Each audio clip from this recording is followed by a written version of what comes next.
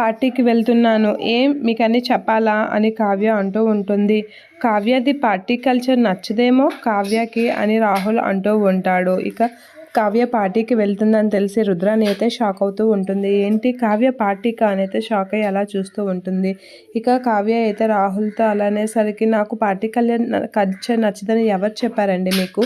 నీకు నేను చెప్పానా అని అనేసరికి ఎప్పుడు పార్టీకి వెళ్ళినట్లుగా నేను చూడలేదు అని చెప్పేసి రాహుల్ అయితే ఎటకారంగా అంటూ ఉంటాడు. ఈ దుగ్గురాల కుటుంబంకి కోడలను అయినందుకు నాలో ఉన్న మోడర్న్ కావ్యని లోపలే అణిగిదొక్కి లోకల్ కావ్యగా బతుకుతున్నాను అని చెప్పేసి అంటూ ఉంటుంది. అయినా ఎన్నాళ్ళు నేను అందరికీ నచ్చినట్లుగా ఉంటాను, నాకు నచ్చినట్లుగా కూడా నేను ఉండొచ్చు కదా అని అనిపించింది అని అంటూ కావ్య అయితే మాట్లాడుతూ ఉంటుంది. రుద్రాని అయితే అవును నిజమే, కావ్య కొంచెం తెలివిగానే మాట్లాడుతుంది అని అయితే రుద్రాని అయితే కావ్య గురించి ఆలోచిస్తూ ఉంటుంది.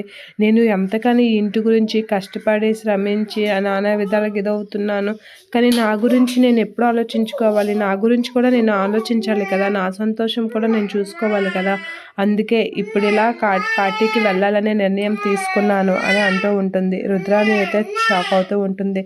సరే బాయ్ అని చెప్పేసి కావ్య వెళ్ళిపోతూ ఉంటుంది. ఇక కావ్య వెళ్ళిపోయేసరికి రుద్రాని అయితే రాహుల్తో నువ్వు కావ్య ఎక్కడికి వెళ్తుందో ఏంటో నాకు ఫుల్ ఇన్ఫర్మేషన్ నువ్వు నాకు తెచ్చి ఇవ్వు, ఇదేదో పెద్ద ప్లానే వేసింది, పార్టీయా దాని తొక్క, దానికి అలాంటివి ఏం అలవాట్లేవు అని చెప్పేసి రుద్రాని అయితే అంటూ ఉంటుంది. సరే మా ఆ పనిలోనే ఉంటాను అని రాహుల్ అంటూ ఉంటాడు.